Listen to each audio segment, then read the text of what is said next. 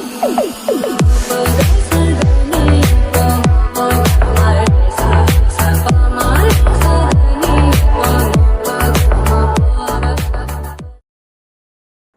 Guys, நம்ம தமிழ் மாரி ஆச்சு நாட்டோ கிளாசிக்கில் எபிசோட் 120 தான் பார்க்க போகிறோம். வீடியோக்குள்ளே பார்த்துக்கு முன்னாடி சின்ன விஷயம், நேற்று எல்லாருமே வந்து கேட்டுகிட்டே தான் இருக்கீங்க ரெகுலராக. ஒரு நாளைக்கு 3 வீடியோ போடுங்க, 4 வீடியோ போடுங்க அப்படின்லாம் சொல்கிறீங்க. பட் முடியல. இப்போ இந்த 2 வீடியோ போகிறதுக்கே பார்த்தீங்கன்னா நிறைய டைம் பிளாக் ஆகுது. நான் ஃபஸ்ட் எபிசோடு காலில் போகிறேன்னா அது நான் எப்போதும் போட்டுட்ருப்பேன். அது பிளாக் ஆகி தான் உங்களுக்கு அந்த டைமுக்கே வருது. அதனால எனக்கு டைமும் சொல்ல முடியல. எல்லாருமே ஒரு டைம் சொல்லுங்கள், அந்த டைமுக்கு கரெக்டாக போடுங்க அப்படின்றீங்க. அதுவும் முடியல. அது வந்து எந்த வீடியோ பிளாக் ஆகுது, எந்த வீடியோ கரெக்டாக வருதுன்னு சொல்லவே முடியல. ஒரு வீடியோவுக்கு வித்தியாசமாக வருது. எந்த இடத்துல பிளாக் வருது அதெல்லாம் தெரிய மாட்டேங்குது. ஸோ ஒரு வாட்டியில் நம்ம எடிட் பண்ணி தான் அதை கரெக்ட் பண்ணிவிட்டு போட முடியுது. அதுக்கே டைம் போயிடுது. அதனால தான் 2 எபிசோடவே நிறுத்திக்கிட்டேன். அண்ட் வந்து சில பேர் சொல்லியிருந்தீங்க 2 எபிசோடு சேர்த்து நீங்கள் போட்டுடலாமே அப்படின்னா. அப்படி தான் ஃபஸ்ட்டு ட்ரை பண்ணோம். அப்படி பண்ணதுக்கு தான் லென்த் அதிகம்னு சொல்லிட்டு அதுக்கு பிளாக் ஆகுது. ஸோ அப்படியுமே போட முடியல. அந்த எபிசோட்ல வர சீன்ஸுக்கு வந்து காப்பிரைட் கொடுக்கறதுனால அதில் பாதி சீன்ஸ் வந்து கட் ஆகிடுது. ஸோ ஃபுல்லாக நம்மளால வீடியோ போட முடியுது. அப்படி நம்ம வந்து 2 வீடியோ சேர்த்து போடணும். நம்ம என்ன பண்ணோம், செக்மெண்ட்டாக கட் பண்ணி போடுற மாதிரி இருக்கும். அப்படி போட்டால் வீடியோ வந்து உங்களுக்கு பாதி இருக்கும், பாதி இருக்காது. அந்த மாதிரி தான் போட முடியும். அதனால தான் சரி நம்ம தனித்தனியாக போட்டுக்கலாம்னு சொல்லிட்டு இப்படி வந்தது. ஸோ இதில் வந்து டைம் பத்தலை. ஸோ வந்து 2 போகிறதே இங்கே வந்து எங்களுக்கு ஒரு டே போகுது. ஸோ அவ்வளோதான் போட முடியுது, மன்னிச்சுக்கோங்க. நாங்கள் வேணால் ட்ரை பண்ண முடியாது, ட்ரை பண்ணாலும் டைம் இல்லை. ஸோ வந்து 2 தான் போட முடியும். வந்துட்டோமே, முடிஞ்சிட்டோன்னு கொஞ்சம் தானே, இவ்வளோ நாள் வெயிட் பண்ணிட்டீங்க. இன்னொரு 10-20 எபிசோடு தானே, இது முடிச்சுட்டா நம்ம ஷிப்புடன் போயிட போகிறோம். அவ்வளோதானே, வாங்க அப்படியே கொஞ்சம் பொறுத்துக்கிட்டிங்கன்னா வந்துட போகிறோம். அவ்வளோதான். இன்னொரு 5-6 நாளில் ஒரு 10 டேஸில் முடிஞ்சோன்னு நினைக்கிறேன். ஸோ நம்ம சீக்கிரம் முடிச்சுட்டு போயிடலாம், கவலைப்படாதீங்க. நடுவில் வந்து இன்னொரு அனிமே கேட்டிருந்தீங்க, அதுவும் பண்ணலான் இருக்கு. எல்லாமே சேர்த்து பார்த்துருவோம். ஓகே, வாங்க நம்ம இப்போ வீடியோக்குள்ளே போயிடலாம். ஈவா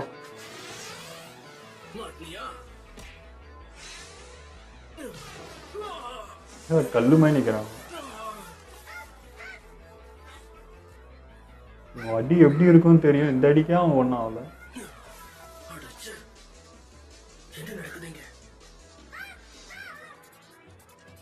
அவனை சரியா தானே தாக்குன, ஆனா அவனுக்கு ஒண்ணும் ஆகல. முக்கியமா அவன் என்னை எப்படி தாக்குனா. ரெடியா ராக்கமாரு?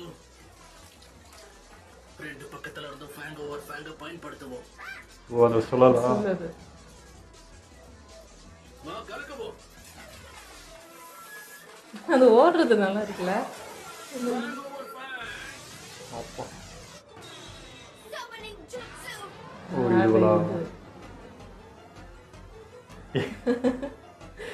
இதுல என்ன ஒண்ணு வந்தாலும் சொல்ல 3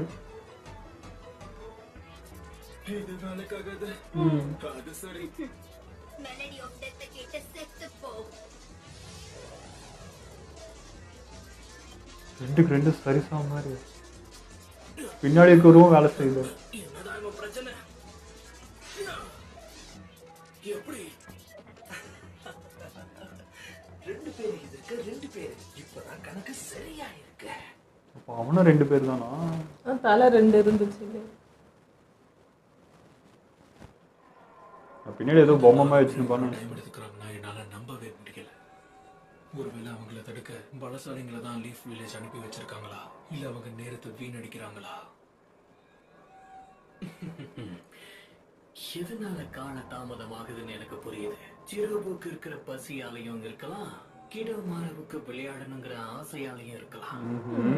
ஆனா சாக்கானுக்கு இருக்கிற அந்த கோவம் தான் நம்மளுக்கு பெரிய ஆபத்துன்னு தோணுது. அவன் எதிரி செத்து போற வரைக்கும் அவன் அடங்க மாட்டான். முக்கியமான வேலையை அவன் மறந்துடுவான். அந்த 4 பேர்ல அவன் தான் பலசாலிங்கிறதுனால அவன் ஆதிக்கத்தை நிச்சயம் காட்டுவான். சொல்லிட முடியாது. டாயுயாவும் மற்றவங்களுக்கு லேசுப்பட்டவ கிடையாது இல்லையா? நீ எதுக்கும் கவலைப்படாத. நாம தான் அவனை அனுப்பி வச்சிட்டோம்ல, அப்ப எல்லாத்தையும் பார்த்துப்பான். சிக்கமாரு கூடவும் கீபா கூட சண்டை போற மாதிரி தான் பேசுறான். நான் பிரச்சனைன்னு நினைச்ச எல்லாத்தையும் அவன் கவனிச்சுப்பான். அதுல எந்த சந்தேகமும் இல்ல.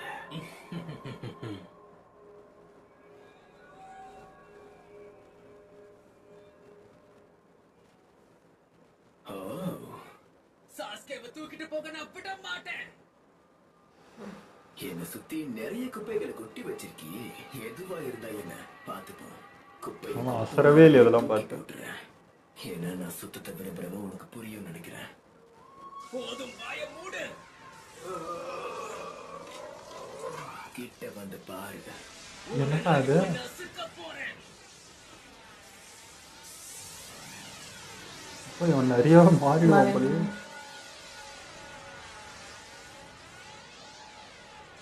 லோனுக்கும் அது போகுது.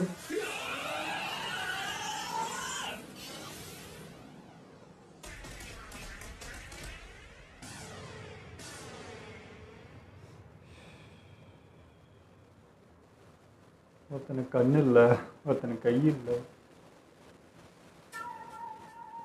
ஓ ஹாஸ்டல் தான் வேலை செய்வாங்களா? அப்படியா? பண்ணுறாவே. இதுதான் அவளுடைய மெலடி ஆஃப் டெத்தா? ஓ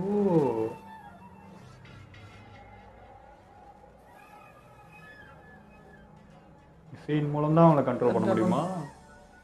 ஆடுறானுங்கடா.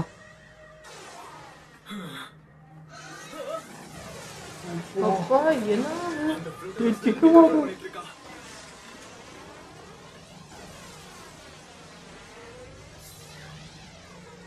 ஓ போச்சு. கஸ்மார்க் வந்துச்சு. சும்மா நின்று வாசிக்கிறதுக்கு இவ்வளவு வித்தியாசமா இருக்கு. அடச்சே, அவ என்னை விட்டு தூரமா போயிட்டு இருக்கா. இப்ப என்ன பண்றது? இப்ப என்ன பண்றது? என்னங்கடா இது? திடீர்னு வரீங்க. என்ன சொல்லிட்டாடா வருவாங்க. ஓ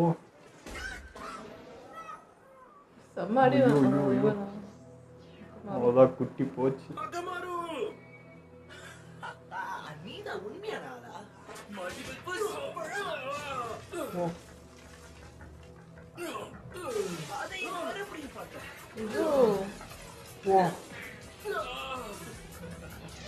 தீபாவோட அடி வேற மாதிரி வந்து. சாதாரணமா எனக்குள்ள தூங்கிட்டு தான் இருப்பான். ஆனா நேரம் கை கூடி வரும்போது வெளியே வந்து அவனோட வேலையை காட்டுவான். இதுதான் இவனோட திறமையா? அதுக்கு தான் ஆன்லைன் பண்ணிட்டாங்க. அவனோட கைகளையும் கால்களையும் பயன்படுத்தி மத்தவங்களை தாக்குதல் செய்வான். ஆட்டம் இடம் எங்கெங்கிருந்து என்னென்னமோ வருது. ஐயோ அக்கா போகாத, அதுக்கு வேற ஏதாவது ஆயிடும் போலயே.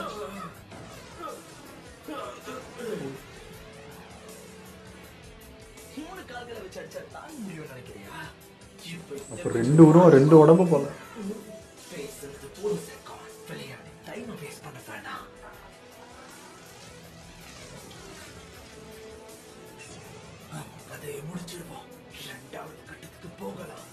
செகண்ட் லெவலே போயிட்டான் அதுக்குள்ள.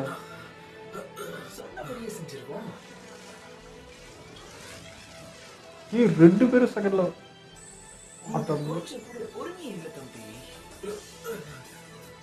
தீபாவளி கஷ்டம் தான். முளைச்சிருக்கிற அந்த கொம்பை சும்மா கண் கட்டி வித்த நினைச்சியா? அப்படின்னா சரி. ஆனா அந்த இன்னொரு ஆள் வெளியில வந்ததுமே அவளோட சக்கரம் 10 மடங்கு அதிகமாயிடுச்சு. இவன் கூட சண்டை போடுறதே கஷ்டம்னா அப்ப பிரச்சனை தலைக்கு மேல அதிகமாயிடுமே.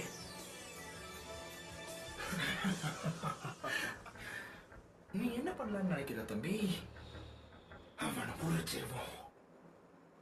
வாழைப்பழமா ஓடிக்கிட்டு கரெக்டாக ஒரு பயக்குள்ள மாட்டிக்கினானுங்க, வேற தப்பிக்கவும் முடியாது.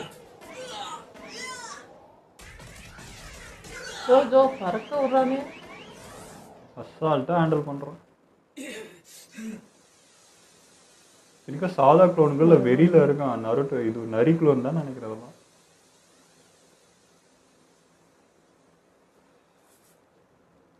சரி போதும், விளையாட்டுக்கான நேரம் முடிஞ்சிருச்சு. இப்ப கொஞ்சம் சீரியஸா மாறுவோம். விளையாடினியா? இப்பவே இந்த சண்டையை முடிச்சு காட்டுறேன்.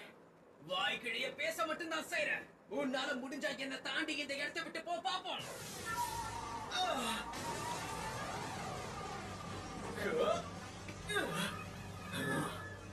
இவங்க எல்லாரும் விட யாரை பற்றி கவலைப்படுறதுனே எனக்கு தெரியலடா. இப்பதான் எனக்கு எல்லாமே புரியுது.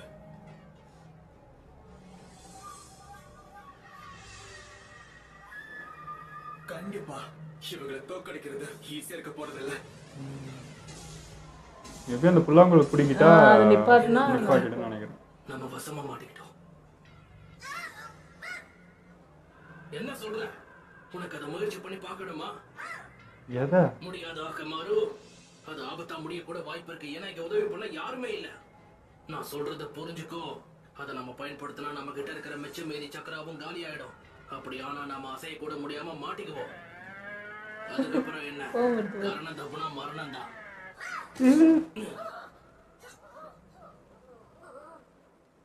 அக்கமாரு. ஐயோ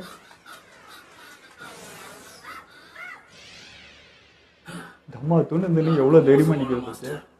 உன்னை இப்படி கடிக்க விட்டு வேடிக்கை பாக்குறேனே. சரி அக்கமாரு, நீ சொன்னதை முயற்சி பண்ணி பார்க்கலாம். எப்படியும் நமக்கு வர வழி இல்ல. உல் ஃபேங் ஓவர் ஃபேங்க கொண்டு வந்துக்கலாம்.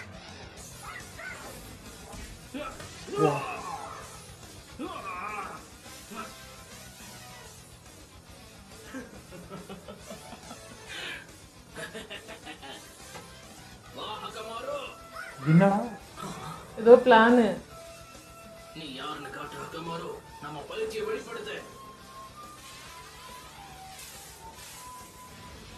Mark dynamic marking. என்ன ஏதோ சீப் ட்ரிக்க பயன்படுத்துறீங்க? சரி, வேலைய ஆரம்பிக்கலாம். இன்சுகா style man face transformation combo.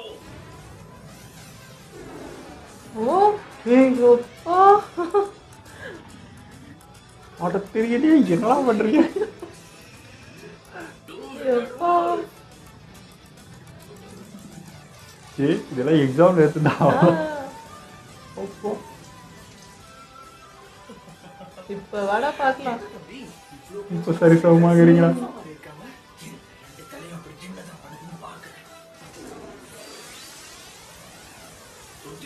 வாங்கடா. அடிபட்டிருக்கு. ஆமா, கால்ல ஒரு அடி.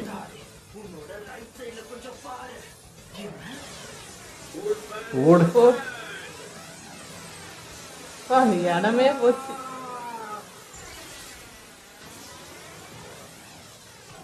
அக்கமாரு. ஓ இது கூட 2 தலை இருக்கு. ரெண்டு பேரும் மெஜ் ஆயிட்டாங்க இவனுங்கள மாதிரியே. இது எப்படி இருந்துச்சு? உல் ஃபேங் ஓவர் ஃபேங்ல ரொம்ப வேகமா சுத்துறதால தாக்கும் போது எங்களாலையும் எதையும் பார்க்க முடியாது. ஆனா நேரா தாக்குறது கண்மூடித்தனமா தாக்குறது. ஒருவேளை நேரா தாக்குச்சுன்னா நீங்க சுக்குநூறா போயிடுவீங்க. ரெண்டா பிரிஞ்சுட்டு இருக்கானுங்களே.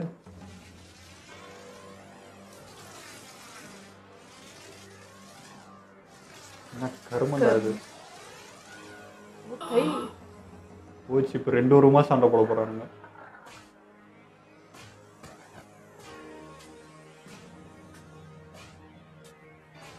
இந்த உரைச்சி என்னென்னமோ பண்ணி வச்சுக்கிறாங்க. சந்தோஷப்படாத. இது நல்ல விஷயம் தான். ஏன்னா நாங்களே பிரிஞ்சு தாக்கலாம் தான் முடிவெடுத்திருந்தோம். ஆனா எப்படி அவங்க ரெண்டா பிரிஞ்சுட்டாங்க? நீ சொன்னது உண்மைதான். ஒருவேளை அதை நேரம் தாக்கியிருந்தா எங்க கதை அப்பவே கத்தலா இருக்கும். ஆனா இப்போதான் உண்மையான பேட்டிலே ஆரம்பிக்கிறேன். என்ன இது? பலவீனமாயிட்டாங்க. அக்கமாரு, இன்னும் ஒரு தடவை தான் உல் ஃபேங் இது சக்கரை நிறைய எடுத்துக்கும் போல. ஒரு வாட்டி தான் யூஸ் பண்ண முடியுமா? கடைசி வாய்ப்பு. இந்த தடவை அவனுங்க கதையை முடிக்கிறேன். போச்சு. ஒளிஞ்சது பிரயோஜனம் இல்ல. நான் தான் ஏற்கனவே சொன்னேன்ல, நாங்க கண்களை பயன்படுத்த மாட்டோம். உங்க மேல ஏற்கனவே குறி வச்சுட்டோம். அதனால அதுக்குதான் அந்த மார்க்கு. எங்க ஒளிஞ்சாலும் அந்த ஸ்மெல் வச்சு கண்டுபிடிச்சிருவாங்க.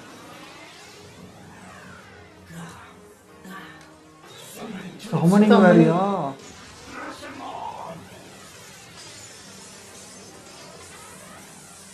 என்னடா அது? என்னன்னே தெரியல.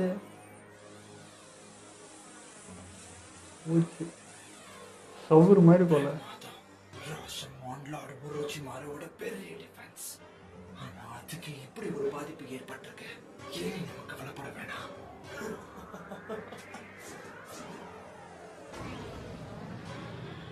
உங்க கதை முடிஞ்சது.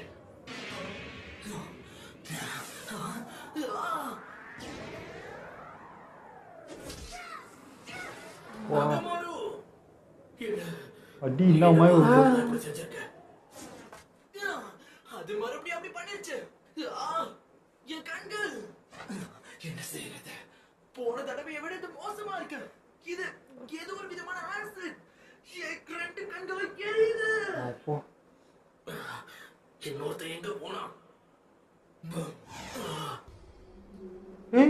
என்ன தானே தேடிக்கிட்டு இருந்த? தலை மட்டும் வந்திருக்கான். என் ஆத்தத்தை அவன் உடம்புல இருந்து வராயா? எல்லாத்தையும் நான் பார்த்துக்கிறேன். எங்களுக்கு மட்டும் இருக்கிறது தனித்திறன். இதை வச்சுதான் எல்லார் கதையும் முடிப்போம். வெறும் முகர திறனையும் நகத்தையும் வச்சு மட்டும் எங்களை தோக்கடிச்சிட முடியாது. இப்ப நீ என்கிட்ட நாய்க்குட்டி மாதிரி மாட்டிக்கிட்ட. பேய் தான். எங்க உடல்ல சக்கர பாசார நெட்வொர்க்கும் எங்க உடல் உறுப்புகளும் இணைஞ்சிருக்கும்ன்ற விஷயம் உனக்கு நல்லாவே தெரியும்ல. அது ஒரு குழப்பமான மேஸ். அது என்னோட டிஷ்யூஸ் கூட சுத்திக்கிட்டு என்னோட உடல் உறுப்புகளை உருவாக்கும். அதுக்கப்புறம் அந்த டிஷ்யூஸை என்னோட செல்ஸ் உருவாக்கும். இன்னும் தெளிவா சொல்லணும்னா உடலுக்குள்ள இருக்கிற ஒவ்வொரு புரோட்டீன்லயும் அதுக்கான தனிப்பட்ட செல்கள் இருக்கும். மாட்டாங்க. இந்த ஸ்டேஜ் 2ல இந்த புரோட்டீன்ஸையும் செல்ஸையும் ரீகன்ஸ்ட்ரக்ட் பண்ணி எங்களுக்கு ஏத்த மாதிரி அதுங்களை மாற்றி அமைக்க முடியும். இப்படி என்னோட உடலை டைனி பார்ட்டிகல்ஸா மாத்தி நான் என்னோட எதிரி கூட ஒன்னா இணைஞ்சிருவேன். அதுக்கப்புறம் அவங்களோட உடலுக்குள்ள என்னோட ஒரிஜினல் ஃபார்மை கொண்டு வருவேன். மாட்டா பாருங்க. சக்குமார் வந்து காப்பாத்தினாதான் உண்டு. நாம எங்க போனாலும் ஒரு டீமா தான் இது வரைக்கும் செயல்பட்டிருக்கோம்.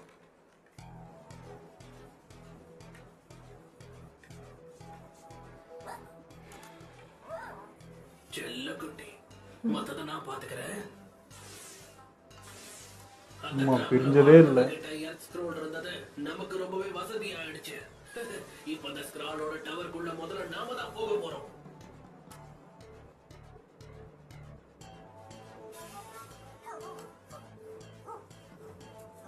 பாவம், இவனை ஏதோ பயமுறுத்தி இருக்கு. ஆனா என்னன்னு தான் யாராவை பார்த்து மட்டும்தான் இது பயந்து இருக்குது வரைக்கும். சக்கர எனர்ஜியை முகர்ந்து தெரிஞ்சுக்க முடியும். ஆனா இவன் இவ்வளவு பயந்து போய் நான் பார்த்ததே இல்ல. உறுதியா சொல்றேன், அங்க இருக்கிற நெஞ்சாஸ் சாதாரண ஆளுங்களே கிடையாது. இப்ப இது 7வது மேட்ச். Naruto Uzumaki vs கிபா இனோசுகா. ஒரு நிமிஷம், இங்க சர்க்கஸ் நடக்குதா? உன் பப்பியை இங்க கூப்பிட்டு வந்தேன். நடுவுல மாட்டி நசுங்கிட போறான். சமாளிச்சுக்கோ. ஆக்கமாரோ இல்லாம நான் எதிரையும் கலந்துக்க மாட்டேன். இப்போ இருக்க மேப் நடந்திருந்தா என்னாவது நடக்கும். சரி. ஆரம்பிக்கலாமா ஆக்கமாரோ? இந்தா வாங்கிக்கோ. இது ஏன்டா காட்டுறீங்க? ஆனால் பயங்கர ஹெல்ப்பாக இருந்தது எல்லா டைமும். நம்ம வழியில விழுந்துட்டான். நாருட்டோ புத்திசாலியா இருந்தா ஆக்கமாருவை இப்ப விட்டுறேன்.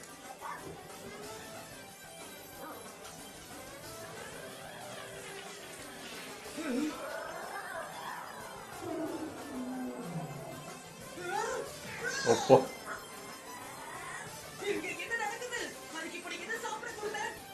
எப்படி திடீர்னு சிவப்பு கலர்ல மாறிடுச்சு? அது தெரிஞ்சுக்கணும்னா நீ இந்த பேட்டில தொடரணும். பரவாயில்லையா? சரி வா ஆக்கமாரு.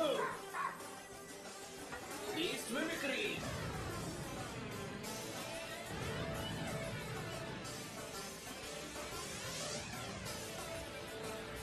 Man beast Rolle's.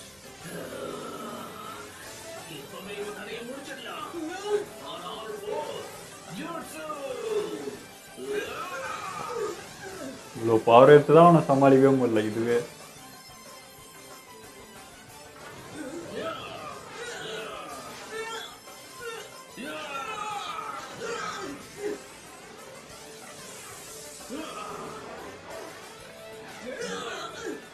இப்ப மாட்டுவ பாரு.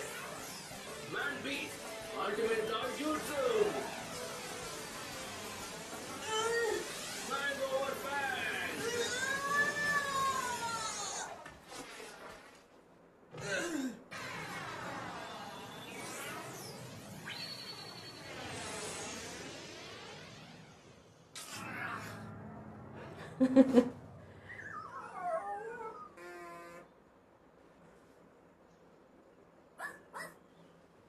ஆக்கமாரு, இந்த ஃபுட் பில் எடுத்துக்கோ.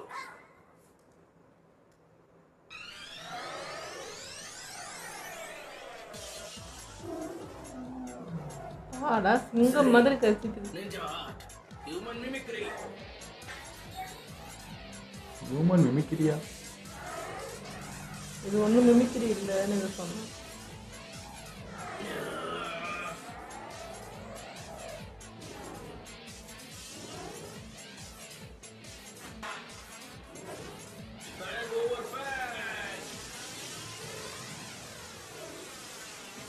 இதை வச்சு தான் அந்த பாலே உடைச்சானுங்க.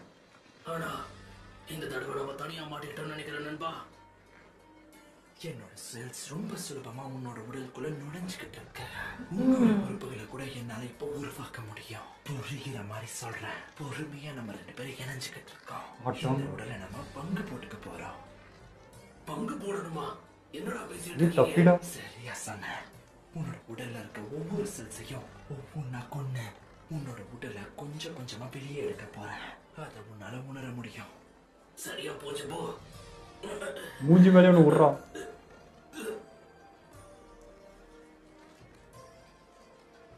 அப்படின்னா சந்தோஷம்.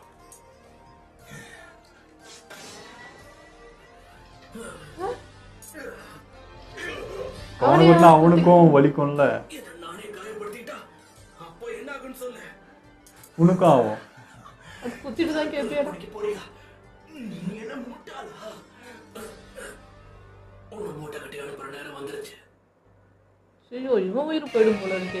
இந்த எபிசோட்ல யாரை நினைச்சு கவலைப்படுறதுனே எனக்கு புரியலைங்க. ஒரு பக்கம் சிக்கமாரும் அவனும் அந்த பெரிய பெரியவரும் எப்படா சமாளிக்க போறான்னு அதுவுமே பயமா தான் இருக்கு. இந்த பக்கம் கீபா வந்து நான் நினைச்சேன் பயங்கர பவர்ஃபுல். இவன் அடி எப்படி இருக்குன்னு நம்ம எக்ஸாம்ல பார்த்தோம். நருட்டோக்கெல்லாம் இடிமே வந்துச்சு அடிலாம்.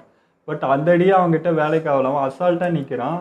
பட் இவங்க அதுக்கு மேல கீபா வந்து இந்த பவர்லாம் வச்சுன்னு இருப்பாங்க. சத்தியமா இல்லை, அக்கமாருக்கிட்ட இவ்வளோ பவர் இருக்கா அப்படின்ட்டு இப்போதான் தெரியுது. அதுவும் குட்டி அழகு அப்படி இருக்குன்னு பார்த்தா வேற லெவலில் வெறித்தனமா இருக்கு. பட் அவ்வளோ எடுத்துமே இவங்கள்ட்ட பிரயோஜனப்படலாம்.